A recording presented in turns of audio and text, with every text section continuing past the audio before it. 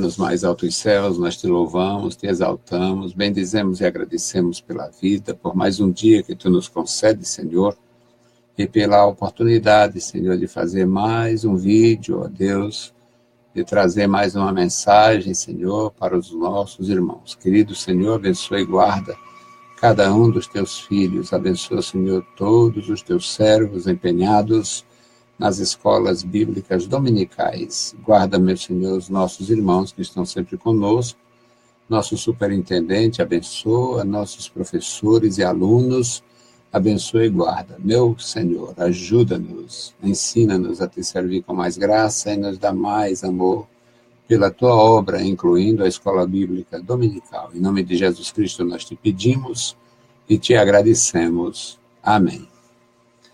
Saudamos a todos os nossos irmãos com a paz de nosso Senhor Jesus Cristo. Voltamos com a nossa contribuição à Escola Bíblica Dominical, EBD no ar, EBD na web. Nosso desejo é contribuir ajudando aqueles que, como nós, têm alguma vocação, algum interesse pelo ensino, e isto é muito importante. Do ponto de vista bíblico, é necessário, é fundamental e é vital. Crentes em Jesus Cristo precisam conhecer a palavra, precisa se inteirar e ter boa formação doutrinária. Os dias de hoje são piores do que os de outrora. A multiplicação da iniquidade é absolutamente compreensível pela quantidade de humanos, pela população da Terra, 7 bilhões de pessoas, 1,5 bilhão de cristãos, que envolve o cristão acendedor de vela, ignorante, absolutamente ignorante em relação a Cristo, as Escrituras, o Natal. Natal para ele é comer até empanturrar e fazer festa e receber presente, dar lembrancinhas, presentinhos. Ou seja, para eles não tem a menor importância conhecer a história de Jesus Cristo. O importante é ter alguma vinculação com alguma seita imunda ou com a igreja da maioria, que não é menos imunda, e é só. Mas um verdadeiro seguidor de Jesus Cristo, ele tem necessidade de conhecer a Bíblia Sagrada, conhecer as doutrinas e se firmar na palavra para, inclusive, sobreviver. Eu não diria combater, porque em muitos casos nós não combatemos mais coisa nenhuma. Tem muitos que estão absolutamente voltados para si próprios e não está havendo este combate. Combater pela fé, uma vez entregue aos santos, não está sendo muito praticado, e vocês sabem disto. Mas nós voltamos. Nossa Escola Bíblica Dominical é a 13ª lição, o tema Glorificados em Cristo, e muito importante. A lição bem curtinha também, só 2 tópicos, o comentador deve ter levado em consideração que Natal tem muita programação, muita coisa, muita ocupação, e foi feito assim. Mas mesmo assim, mesmo tratando-se de um comentário mais reduzido, nós não temos nenhuma dificuldade em relação ao conteúdo. O conteúdo é extraordinário. O comentador, o escritor desta revista, ele se sai muito bem, né? Ele se sai muito bem, claro que ele deixa transparecer a formação atual, a teologia atual, a coisa fica bem patente. Mas a gente, com alguma experiência, a gente com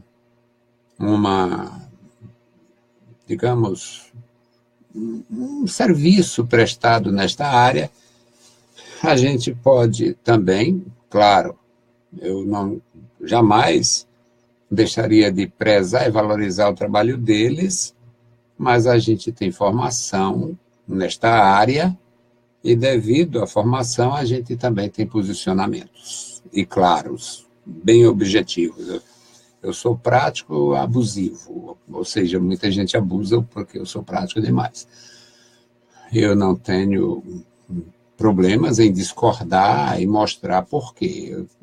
Eu não, para mim não é difícil discordar de uma pessoa grande quando eu tenho um texto que me auxilia nesta decisão. Então, meus amados, o tema é este: glorificados em Cristo, e o textuário diz: mas a nossa cidade está nos céus, de onde também esperamos o Salvador, o Senhor Jesus Cristo. Filipenses 3:20. Verdade prática. A plena glorificação dos salvos se dará na segunda vinda gloriosa de Cristo. Na segunda vinda gloriosa de Cristo, se dará a glorificação plena dos salvos. É a posição do autor. A posição do professor Freire.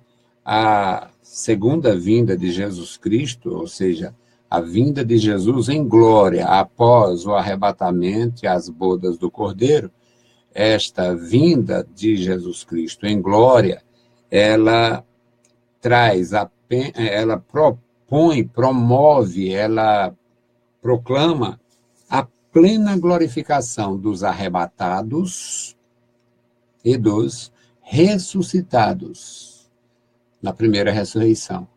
Mas ainda há um longo percurso até a plena glorificação, porque haverá o milênio, e no nosso conceito escriturístico e teológico, o milênio será literal, 1000 anos. No nosso conceito escriturístico e teológico, as bodas do Cordeiro será 1 semana de ano, portanto, 7 anos. E no conceito bíblico, escatológico e teológico, a consumação acontecerá após a soltura de Satanás, após a última guerra da humanidade, que será uma guerra contra Cristo e contra os santos, e não haverá soldados do lado de Jesus Cristo, não tem soldados da igreja, não tem soldados da religião, não existirá religião defendendo Cristo. A intervenção será celestial. E a glorificação plena, propriamente dita, acontecerá depois do juízo do trono branco, quando haverá ressuscitado todos os mortos, justos e ímpios, e haverá a separação diante do juiz eterno, o Senhor Jesus. Ele diz que separará uns dos outros, como o pastor, o criador, separa os cordeiros dos cabritos. Então, é isto que nós vamos aprender nesta nossa lição. A leitura em classe, que eu me proponho a ler, pensando em quem não tem a literatura, em quem não tem condição de ler, em quem já não tem uma boa visão, eu me proponho a ler. A leitura em classe é 1 aos Coríntios, capítulo 15, versículos 13 a 23. E, fosse eu o comentador, eu teria iniciado pelo menos no versículo 12, a leitura, e terminaria no versículo 25. Mas vamos ler a leitura sugerida por ele. E se não há ressurreição de mortos, também Cristo não ressuscitou. E se Cristo não ressuscitou, logo é vã a nossa pregação e também é vã a vossa fé. E assim somos também considerados falsas testemunhas de Deus, pois testificamos de Deus que ressuscitou a Cristo, ao qual, porém, não ressuscitou, se na verdade os mortos não ressuscitam. Porque se os mortos não ressuscitam, também Cristo não ressuscitou.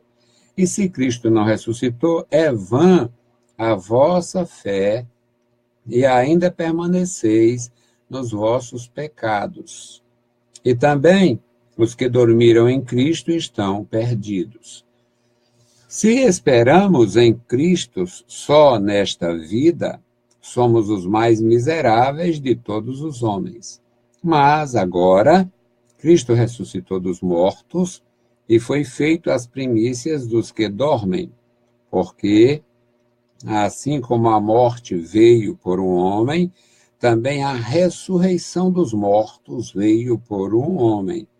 Porque assim como todos morrem em Adão, assim também todos serão vivificados em Cristo. Mas cada um por sua ordem, Cristo as primícias, depois os que são de Cristo na sua vinda. Louvado seja o nosso Senhor para sempre. E esta leitura, meus amados, uma leitura muito objetiva, e ela existe, esse texto foi produzido porque havia entre os convertidos de Corinto, os gentios convertidos e os judeus helenistas, mesmo convertidos ao Evangelho, eles negavam a realidade da ressurreição e eles deploravam o físico, o corpo, a matéria, e muitas vezes eles defendiam o seguinte princípio: a matéria é má, a carne é ruim, o corpo em si não tem virtude, só tem possibilidade de pecados e também, ou até muitos pecados. Então, a carne não tem esta prerrogativa de ressuscitar. Essa história de ressurreição não aceitamos. Então, Paulo vai argumentar. Nós já fundamos a igreja aqui, a igreja tem crescido, vocês têm presenciado a manifestação do poder de Deus, transformação de vidas, e isso seria fundamentado no nada? Não é realmente o resultado da fé real, da fé verdadeira? Esse é um argumento. E outro, e se Cristo não ressuscitou e nós estamos pregando nessa cidade, quem sabe, há 10 anos ou mais, sobre a ressurreição de Cristo, nós seríamos dignos da vossa confiança? E se Cristo não ressuscitou e vocês já estão seguindo esta mensagem, esta doutrina, há 10, 15 anos, há quantos anos que seja, vocês não estão perdendo tempo? Então, Paulo diz, se Cristo não ressuscitou, a nossa pregação, além de falsa, é inútil, e a fé de vocês é inútil, a tal ponto que o pecado permanece. A fé de vocês é tão inútil, e a nossa pregação é tão inútil, que nem nós estamos sendo verdadeiros ao transcorrer, ao pregar, a discorrer, melhor dizendo, sobre a ressurreição. Se não aconteceu, somos falsos, e vocês estão acreditando numa falsidade e permanecendo nesta falsidade sem nenhum benefício. O pecado de vocês permaneceria, todo o mal de vocês permaneceria, e, portanto, se Cristo não ressuscitou, vocês estão absolutamente prejudicados, e também os que morreram já estão perdidos.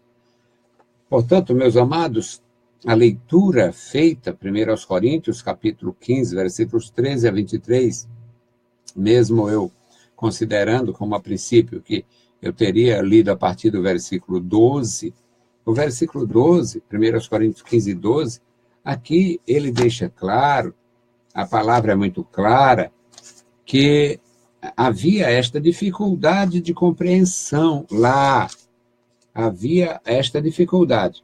Ora, o versículo 12 começa assim, ora, se prega que Cristo ressuscitou dos mortos, como dizem alguns dentre vós que não há ressurreição de mortos. Então, aqui começaria o texto, se fosse eu. Mas não sou eu, não fui eu. Eu apenas estou avaliando, analisando. Porque quando leio a partir do versículo 13, é como se não houvesse... Não fica muito sentido para quem está só ouvindo e não conhece a Escritura. E se Cristo não... Ele começa o versículo 13. E se não há ressurreição de mortos, também Cristo não ressuscitou. Porque ele já está combatendo aqui uma coisa que já era realmente... Já fazia parte da discussão, que começa neste capítulo, e o versículo 12 deixa claro. Como é que vocês estão ensinando, pregando, ouvindo e defendendo que não há ressurreição? E a nossa pregação é falsa? E a fé de vocês é falsa? E como é que... Aí a inteligência de vocês onde fica? Se não há ressurreição e nós pregamos a ressurreição e vocês aceitam a nossa pregação, cadê a inteligência? É mais ou menos, é por aí. Aqui, meus amados, nós vamos à introdução e aprender aqui. A glorificação dos salvos é o evento futuro e final da obra salvadora de Cristo. O resultado da obra da salvação, da oferta da salvação oferecida por Jesus Cristo, o resultado, a glorificação dos salvos, é um evento final. Por isso é que o irmão Freire defende que é lá no juízo do trono branco, porque o grande trono branco, no juízo do grande trono branco, põe o ponto final à história dos salvos na terra, porque a partir deste momento, todos os salvos estarão na glória de Cristo, na glória de Deus, no reino celestial. Porque houve a ressurreição de todos. No juízo do grande trono branco é colocado um ponto final em todos os processos, digamos, condenatórios. Todos os condenados serão sentenciados à condenação naquele ajuntamento, no juízo do grande trono branco. A partir do juízo do grande trono branco, o único passo, o único ato contínuo a partir dali é a entrada dos santos com a expressão de Jesus Cristo. Vinde benditos de meu Pai, possuir por herança o reino que vos está preparado desde a fundação do mundo, e a sentença aos condenados. Apartai-vos de mim, vós que praticais iniquidade. Então, o último ato contínuo, após o juízo do grande trono branco, é só a destinação.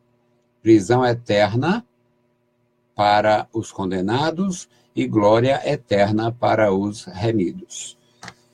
E será um momento, aqui na introdução, será um momento de extraordinária grandeza e felicidade, que se dará na segunda vinda de Cristo. Nesse evento, os salvos experimentarão a glorificação completa da natureza humana, pois seremos todos revestidos da glória de Deus.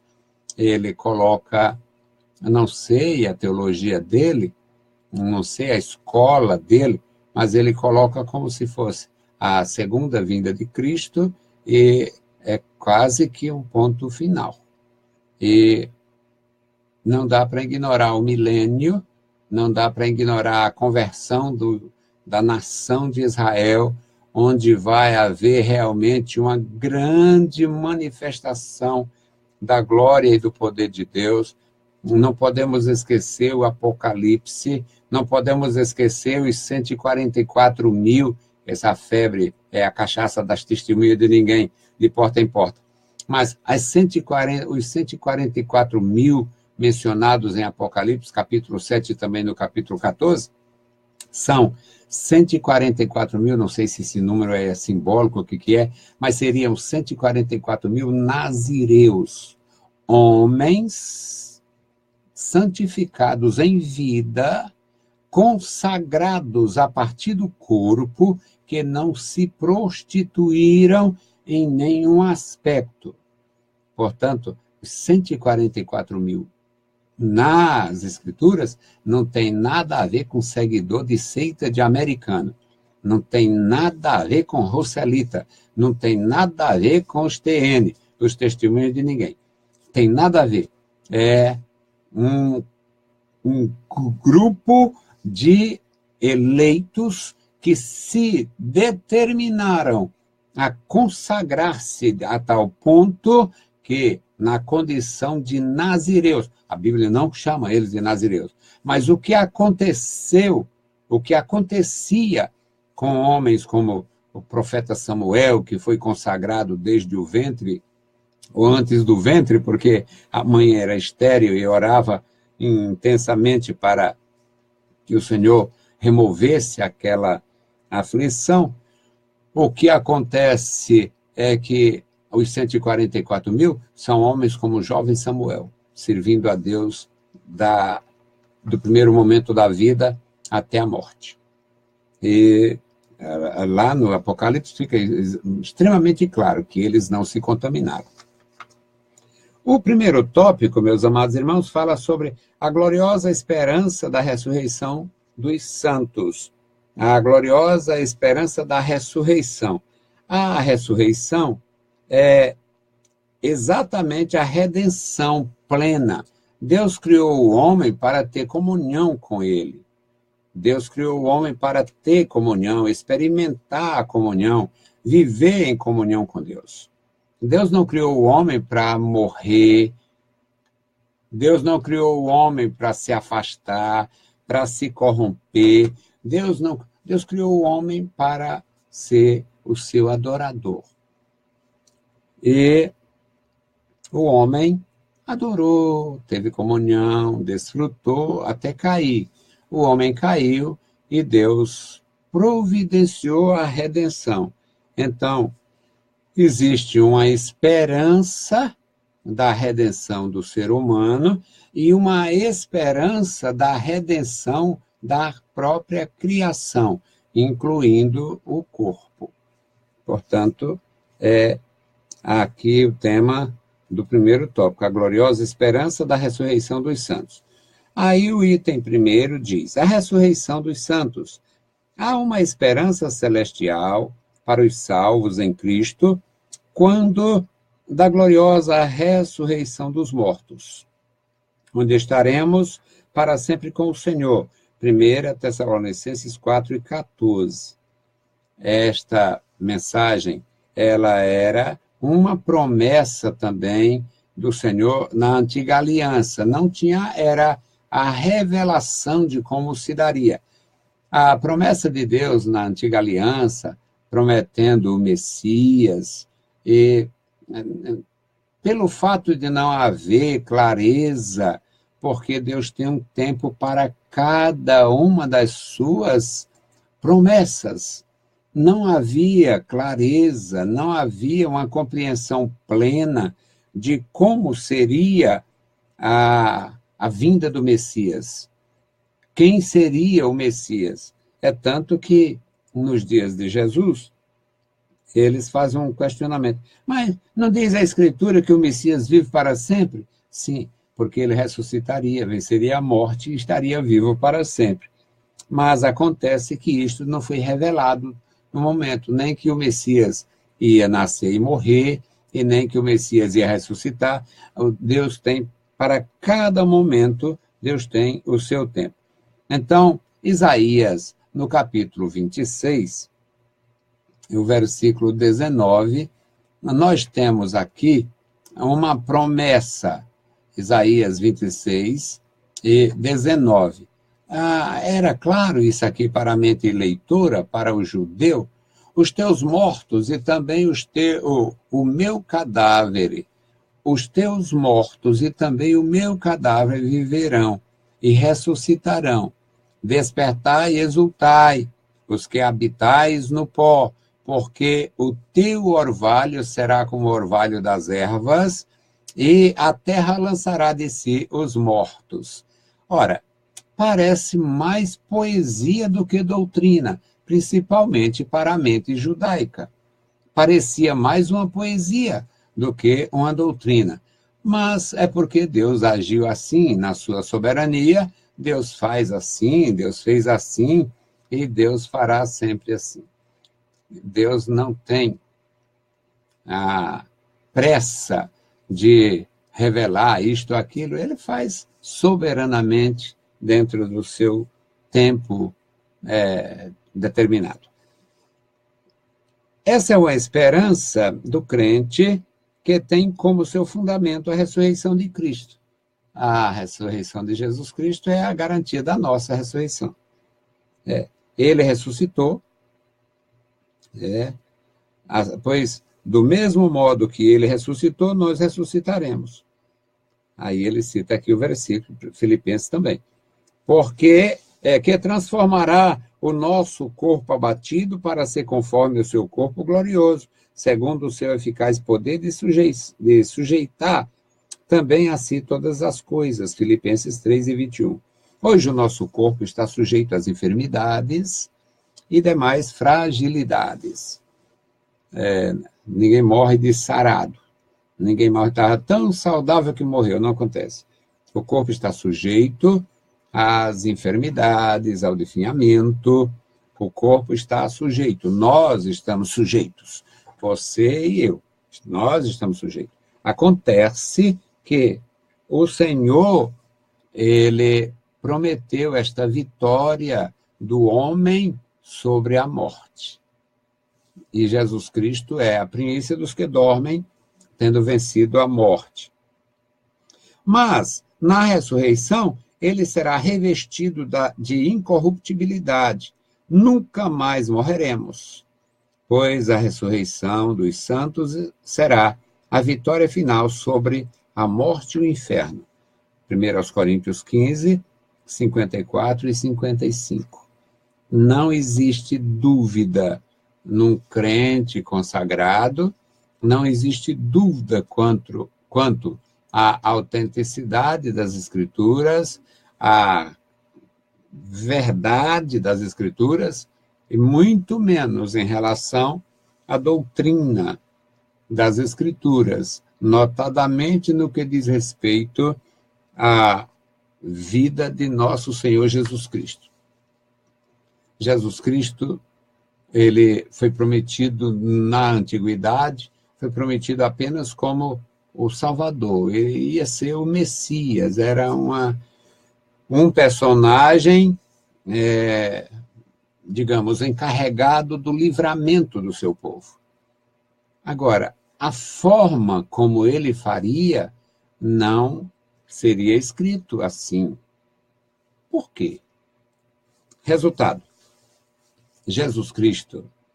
O tempo passa, a nação de Israel tem os seus problemas habituais, os distanciamentos de Deus, aí vem o cativeiro, vem todas as dificuldades que nós lemos nas Escrituras.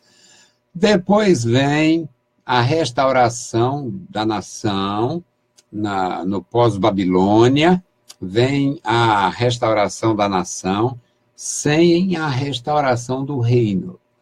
A nação foi restaurada, teve suas lideranças, seus líderes, teve uma história bem interessante. Num certo período, no período dos Macabeus, ainda criaram lá um reino por conta própria, os Macabeus, o Simão, o Jonas, os Macabeus, aqueles homens, o Judas Macabeus, foi terrível. Nós não podemos desprezar e dizer que foi totalmente ruim, mas eles queriam fazer uma restauração por conta própria, é tanto que fizeram.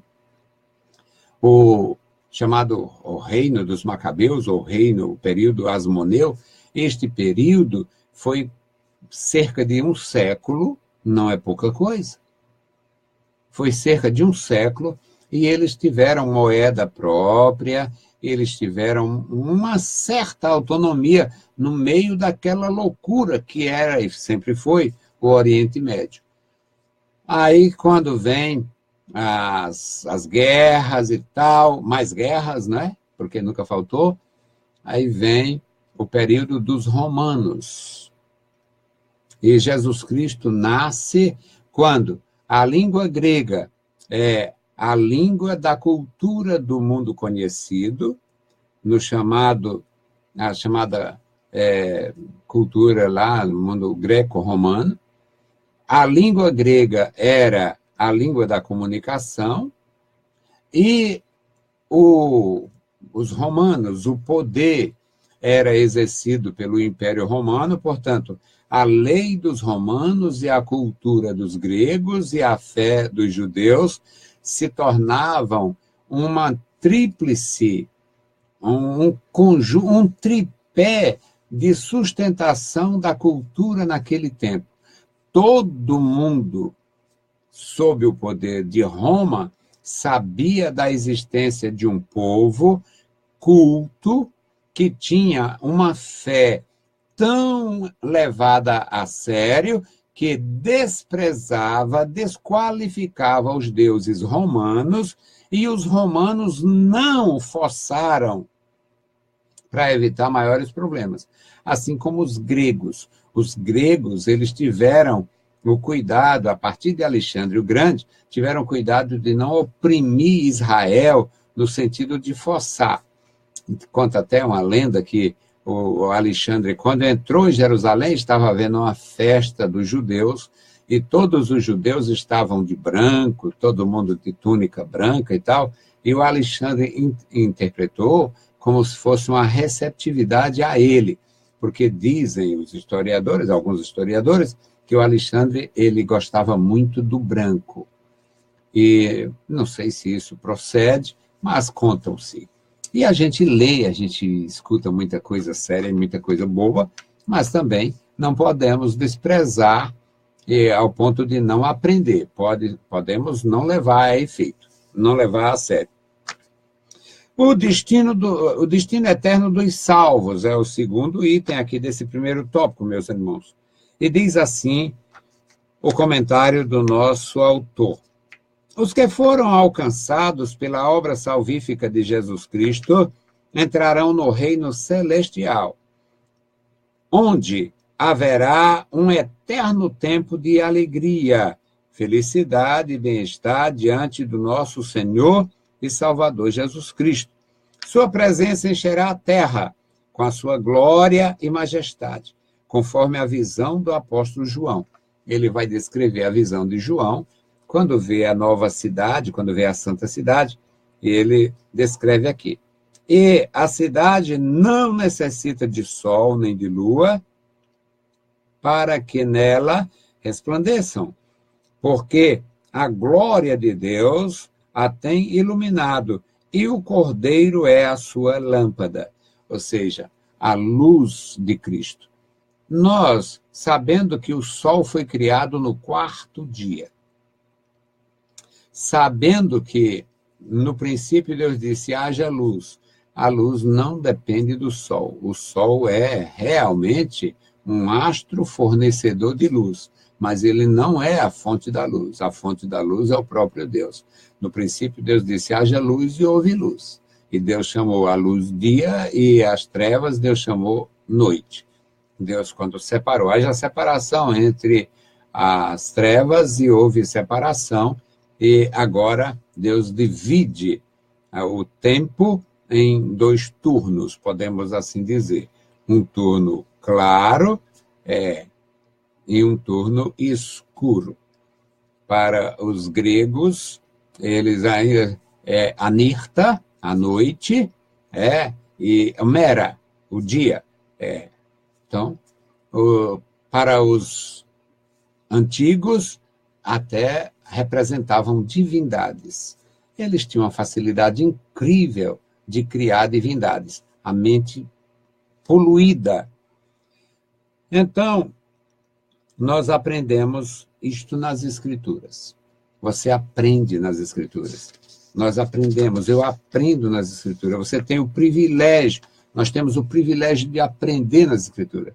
E os discípulos de Jesus Cristo, do século XXI, do século XXII, que venha, do século XXIII, se vier. Os discípulos de Jesus Cristo sempre aprenderão, porque o Mestre era o maior exemplo. Nosso Senhor Jesus Cristo era exemplo. Nós lemos e era sábado e ele entrou na sinagoga como era o seu costume e levantou-se para ler. Crente que não lê vai se envolver com doutrina estranha, com maluquice, com perturbação. Crente preguiçoso, desordenado, desordeiro na graça. Ou seja, não ordena a graça de Deus em sua vida. Nós temos um exemplo extraordinário em nosso Senhor Jesus Cristo. No sábado, que era o feriado dos judeus, ele ia para a sinagoga. E era seu costume, o texto diz. E levantou-se para ler, o texto diz. Ele lia a palavra, ele buscava. E ele era diferente de nós, ele era o Filho de Deus. E ele lia a palavra, ele orava. Então, quando eu não leio, quando você não lê, no mínimo nós estamos sendo negligentes, para dizer o mínimo. O segundo tópico, meus amados, nós temos aqui a plena salvação nos céus. Só entra no céu realmente quem foi salvo. Não existe condição de outra forma de alguém entrar no céu. Não existe. Jesus Cristo é o caminho, ele é a verdade, ele é a vida, ele é a porta, ele é o acesso. Jesus Cristo. Claro que o paganismo e a religião, o catolicismo e outras religiões que o valha, essas fés, cuidado quando a gente fala assim, fé no plural, estas fés, elas apresentam alternativas, mas é diabólica. A alternativa apresentada pela devoção dos romanos, ela é diabólica. Ela é tão diabólica que é ignorada pela maioria dos católicos brasileiros. Por exemplo, os devotos da Santa Maria do Carmo, a Nossa Senhora do Carmo. O embuste é tão terrível que há uma promessa naquela devoção, naquele embuste, que aquelas pessoas, a pessoa que morrer no dia dela, agora deu um branco aqui, o cabelo está branco e o cérebro também. Deu um branco, eu não sei se o dia dela é o sábado ou é a segunda. Parece que é... Bom, é alguma coisa dessa, que a pessoa precisa ter uma fé, uma devoção tal, que morra no dia, porque se a pessoa morrer no dia dela, que seja o sábado ou a segunda, nem no purgatório entra. Nem entra. Isto é totalmente falso, diabólico, terrível. Mas os pagãos passam isto. Então, o nosso tema aqui é a plena salvação nos céus. Só entra no céu por Jesus. Só entra através de Jesus. Só entra quem foi salvo por Jesus. E o comentário do nosso... Primeiro, o tema do item é ausência de pecados e dores. Ou seja, no céu não entra pecado. Nós cantamos isto na velha e querida harpa. No céu não entra pecado, fadiga, tristeza nem dor. É um crime, o crime da igreja no Brasil. Igreja que tem um nome extraordinário. Igreja Evangélica Assembleia de Deus. O crime desta massa e o crime dos ministros dessa igreja vai render muito contra eles, porque abandonaram a música que poderia ser modificada em alguma coisa. Nós temos um português arcaico nas nossas literaturas, então poderia ter havido uma melhora no português, a substituição de alguma música que fizesse menos sentido para o século XXI e tal. Mas desprezar e substituir por essa musiquinha de meretrizes aí, de atrizes e atores da esculhambação, no mínimo, para dizer o mínimo, no meu jeito descomposto de ser, para dizer o mínimo, é irresponsabilidade pastoral. Para dizer o mínimo. E, se eu quisesse soltar o verbo, eu ia dizer que era safadeza, molecagem, patifaria e por aí. Mas deixa para lá, eu sou muito educado, não posso dizer isso. Aqui, meus queridos, voltando à essência de pecados, não tem lá, não entra, ou melhor, a ausência de pecados e dores. No céu não entra pecados. A salvação plena foi garantida pela obra de Cristo na cruz, e confirmada pelo Espírito Santo que nos foi dado, 2 Coríntios 5:5. O Senhor Jesus prometeu enviar o Espírito Santo antes da sua morte, antes da sua condenação e morte, ele prometeu. No capítulo 14 de João, ele disse, não se turbe os vossos corações. Estava todo mundo meio perturbado, a situação estava muito penosa, pesarosa, aquele clima. Ele disse que estava prestes a deixar, ia morrer. E é tanto que o Pedro, num certo momento, o Senhor não diz isso contigo não, que longe de ti que tu venha morrer, para trás de mim, Satanás, que não entende as coisas de Deus.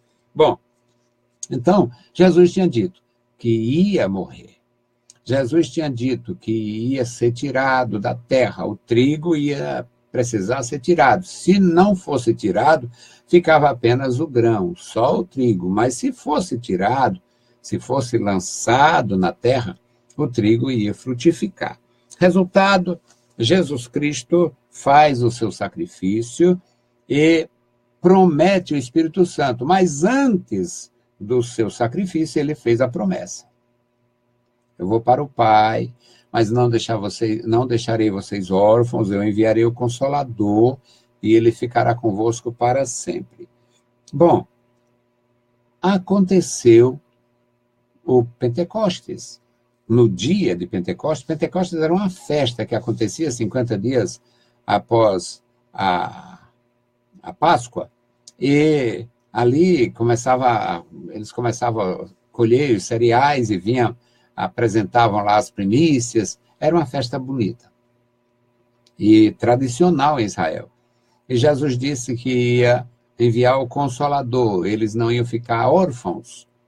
E exatamente no dia de Pentecostes, na festa do Pentecostes, um ajuntamento internacional de tamanha, de vultoso.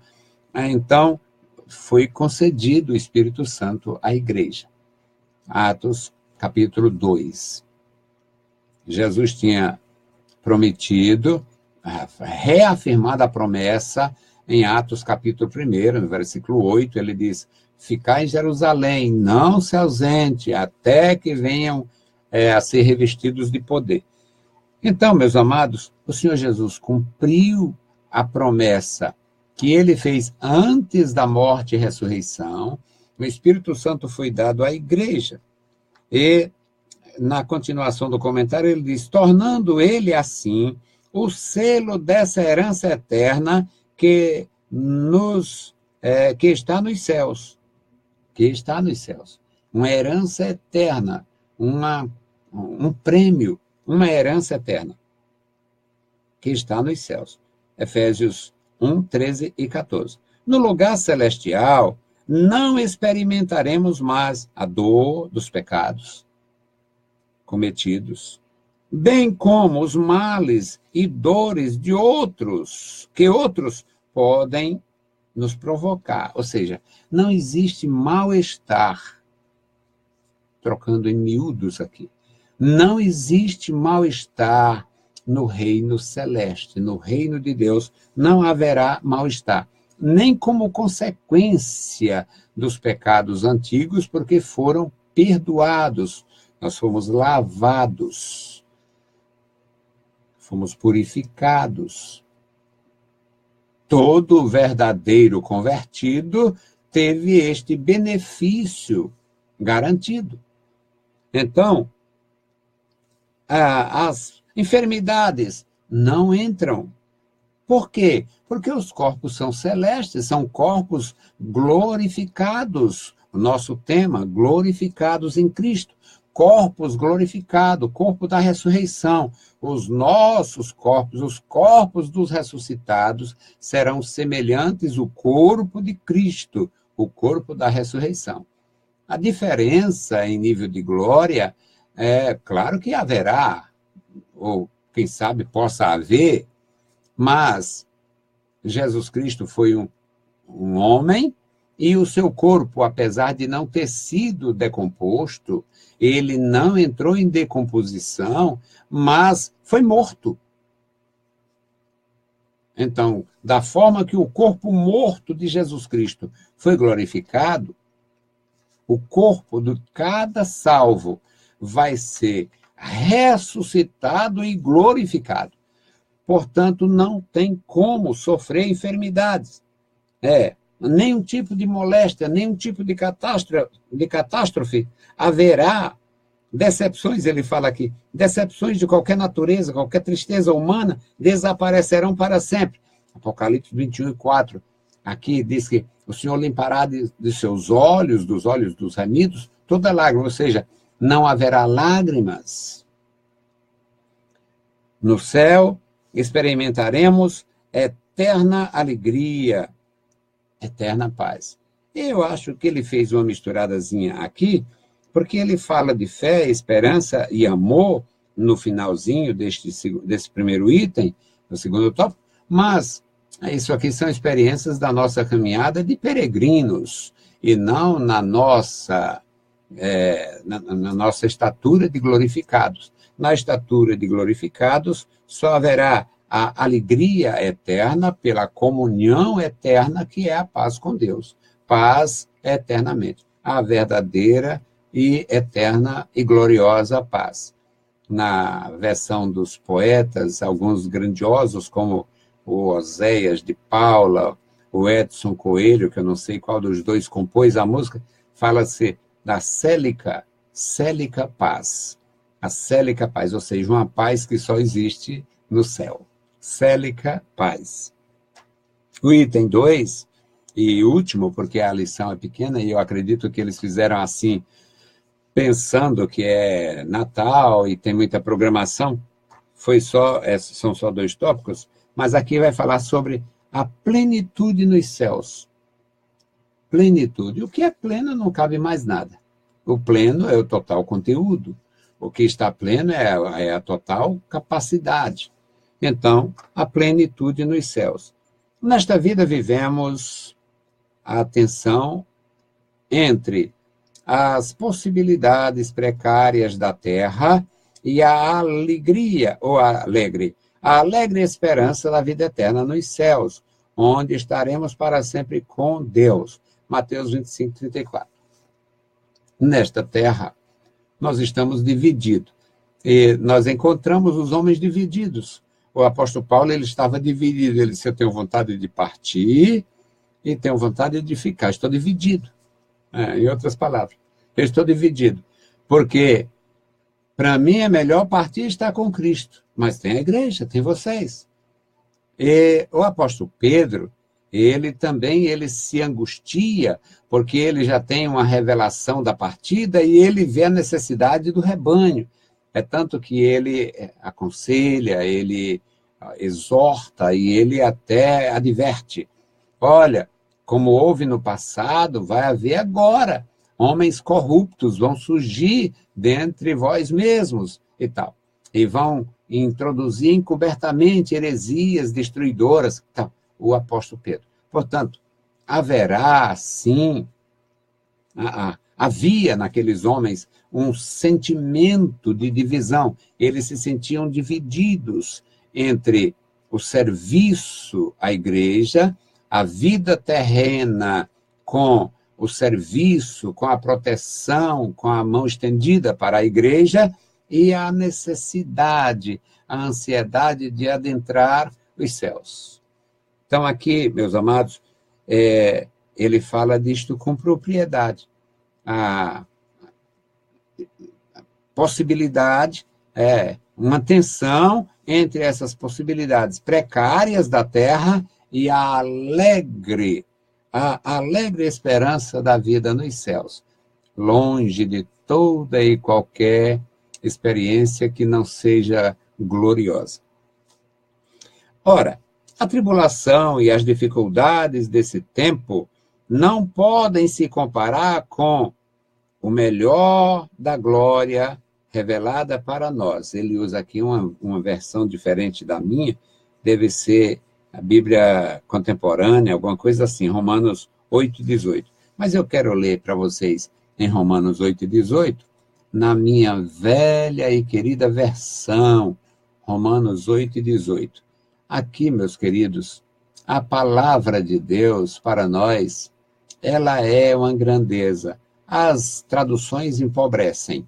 Eu não sou tradutor, não tenho cacife para isto, mas compreendendo um pouquinho, eu gosto e me exponho dizendo.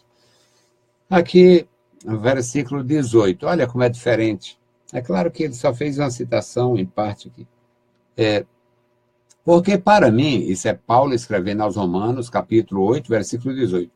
Porque para mim tenho por certo que as aflições deste tempo presente não são para comparar com a glória que em nós há de ser revelada. Porque a ardente, versículo 19, porque a ardente expectação da criatura espera a manifestação dos filhos de Deus. Ou seja, a tensão que ele menciona aqui no seu comentário é real. A tensão é real. Existe essa tensão, existe esta possibilidade, existe esta divisão aqui. Porque nós temos promessas solenes de uma vida plena na presença de Deus e temos dificuldades em conviver com esta realidade, que é a vida material, onde enfrentamos enfermidades, dificuldades e intempéries outras, incluindo inimizade, calúnia, perseguição, e antigamente as perseguições vinham do inimigo e agora é fogo amigo. Usando a expressão de guerra, a expressão de militar, hoje nós sofremos do fogo amigo. Muitas vezes, dentro da mesma denominação, há combates, porque homens amantes de si mesmo, a terra nunca produziu tantos. Para concluir, meus amados, nós vamos aqui no final. A vida plena nos céus é um direito adquirido quando fomos adotados pelo Pai como filhos. A adoção, que é incompreensão para muitos de nós, a adoção de filhos é algo muito profundo. Mas está escrito em relação à vida e à vinda de Jesus, que ele veio para o que era seu. Tinha sido prometido, era uma promessa de Deus, e veio para o que era seu. Mas os seus idealizaram outra coisa. Eles idealizaram um Cristo muito macho, um Messias, o ungido, muito macho. Eles, e o que significaria isso na linguagem? Você vai entender. Eles tinham a história dos ungidos. Quem eram os ungidos em Israel? O rei, o sacerdote e o profeta. Os reis, eles exaltavam grandemente os principais reis. O rei Davi, praticamente o fundador do reino, porque o Saul foi desastroso. Eles exaltavam Davi, eles exaltavam Salomão pela grandeza. Se foi um desastre o seu final espiritual e social, mas Salomão passou pelo menos, ele reinou 40 anos, e passou pelo menos 20 anos de um reino que o mundo todo da época teve conhecimento. Todas as nações. A soberana dos etíopes, ela fez uma viagenzinha de 2.100 quilômetros aproximadamente para ir conhecer este rei. e era 2.100 quilômetros montada em animais. Portanto, a fama do homem cobriu a terra, o mundo conhecido de então. E eles exaltavam, portanto, Davi, Salomão, Josafá, Josias, Ezequias e tantos outros, porque eram os ungidos. E o que ungido como Davi, por que ele entrou nesse calendário glorioso da nação? Porque ele defendeu a nação desde soldado, ele defendeu a nação como um chefe militar, ele defendeu a nação como rei e ele unificou a nação. Ele unificou a nação. Porque quando o Saul morreu, o Davi reinou 7 anos só sobre a tribo de Judá, na região de Hebrom, e depois ele unificou a nação depois da morte do herdeiro do Saul.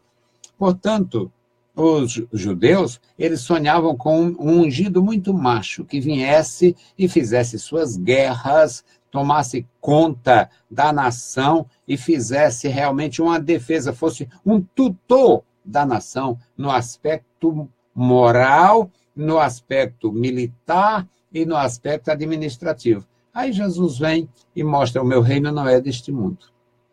Foi uma frustração. Mas eles iam se frustrar de qualquer jeito, porque o que não pode ser frustrado é o plano divino. E aqui, meus amados, a vida plena nos céus é um direito adquirido para os filhos. Por isso é que Jesus Cristo veio para o que era seu e os seus não receberam. Mas, em compensação, em consequência daquela rejeição, diz: mas a todos quanto receberam, deu-lhes o direito de serem feitos filhos de Deus. Então, é um direito pleno, adquirido pela fé, mediante a graça, com o nosso Deus estendendo as mãos para um mundo, para pessoas que não perguntavam por ele. E aqui, logo, a herança divina não se limita a bênçãos materiais, que é a pobreza maior destes perversos de plantão aí. É a pobreza, pensar em ganhar. Eles pensam e eles se aventuram, e eles prometem, e eles fraudam, e eles mentem, eles fazem 1000 coisas para conseguir resultados materiais, mas isto é uma praga. Na linguagem de Jesus, perca total. Perca total. PT, perca total. Por quê? Porque Jesus disse: que adianta o homem granjear, linguagem antiga, eu uso bastante, que adianta o homem granjear ou ganhar o mundo inteiro e perder a sua alma? A resposta é exatamente nada, não vale nada, não vale não. Portanto, é o ensinamento da palavra de Deus. E ele diz aqui: a herança divina não se limita a bênçãos materiais. Por que ele fez um comentário muito bem feito aqui? Não significa que os servos de Deus não possam usufruir de bênçãos materiais e usarem, eu não diria abusar, mas usar com sabedoria de tudo que for possível no que diz respeito a bens materiais. Não empenhar suas almas e não pensar que é só aqui. Então, aqui é profundo. A bênção, a herança divina não se limita a bênçãos materiais ou espirituais do tempo presente. Eu sou tão bem com Deus, tudo que eu peço, Deus me faz. Eu oro pelas pessoas, Jesus cura. Eu testifico que as pessoas se rendem ao Senhor e tal. Mas isso é uma bênção espiritual maravilhosa. Mas não é, isso não garante salvação. Não garante.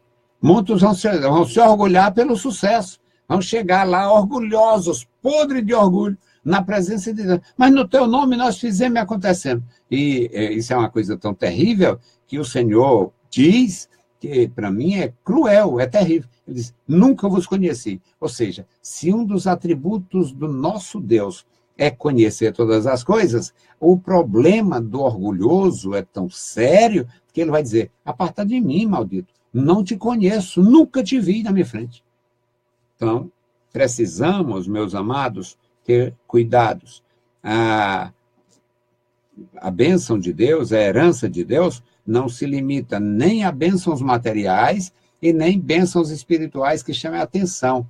Todo mundo correndo atrás, todo mundo favorecendo o indivíduo porque ele é ungido. É muito bom favorecer alguém, mas com justiça. Concluindo, agora é concluindo de fato. Sobretudo, a bênção é bênçãos eternas, mas, sobretudo, bênçãos eternas, do porvir, onde viveremos numa dimensão celestial gloriosa. Esta é a verdadeira bênção. Nós temos o ensinamento de Jesus Cristo nas Escrituras, conhecemos coisas profundas como aquele ensinamento que ainda hoje perturba a cabeça de teólogos bobos aí. Mas a parábola do rico e Lázaro é parábola? Aí um diz: não, não é parábola, porque parábola não tem nome próprio. Aí o outro vai... É uma discussão infantil. Jesus Cristo é Senhor, Ele é o Senhor, e Ele era habilitado por Deus, Ele era revestido do Espírito. O Espírito Santo, o Espírito do Senhor está sobre mim, pois me ungiu para evangelizar. E Ele falava, Ele ensinava, Ele trazia a palavra. E Ele mostra o destino do homem rico, que vivia regaladamente, vivia de regalias, vivia uma vida material absolutamente próspera, e o Lázaro, o mendigo, que além de pobre, ainda sofria de, quem sabe, câncer de pele, ferimentos. E o resultado, meus irmãos, o resultado é totalmente diferente. O rico teve um grande sepultamento, que era assim, e é assim com ricos, e o pobre simplesmente não menciona o seu sepultamento, mas diz que foi levado pelos anjos. Portanto, meus amados, continuemos servindo ao Senhor. A conclusão aqui diz: a salvação em Cristo é um evento passado, presente e futuro. É uma obra completa, perfeita e universal. Por isso, o autor bíblico denomina de tão grande salvação, Hebreus 2:13. Alguns aspectos dessa gloriosa doutrina são imensuráveis, inexplicáveis, por melhor que se tente explicar. Na verdade, a minha linguagem, o meu linguajar, o meu conhecimento, eu não alcanço, eu não tenho como desenvolver e falar algo mais claro, que possa ajudar mais meus irmãos. Mas é muito bom a gente aprender. E também é maravilhoso transmitir. Então, esses princípios da salvação são aspectos que transcendem a compreensão humana, e eu diria, e a linguagem humana. A compreensão humana. E que serão revelados em sua totalidade somente no reino vindouro, na glória de Deus. Ou glória a Deus. Somente na eternidade. A observação do irmão Freire é esses comentários dele aqui. Por que que ele diz que a salvação é um evento passado? Porque aconteceu lá na cruz. Já fazem quase 2000 anos. E por que que é presente? Porque é experimentada hoje.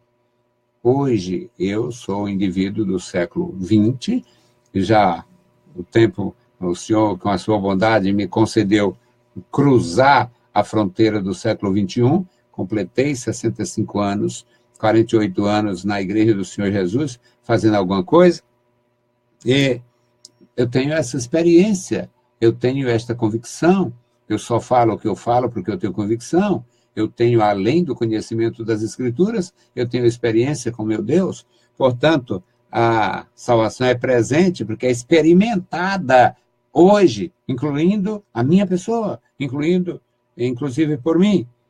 E tem o mesmo efeito. a salvação da Madalena, lá no passado, a salvação da Samaritana, a salvação do Cornélio. Esses dias eu recebi um Cornélio na minha casa. Eu recebi pessoas que ainda não decidiram por Jesus e são verdadeiras, pessoas verdadeiramente tementes, com uma linguagem, com um cuidado, com um respeito pela gente. Só falta confessar.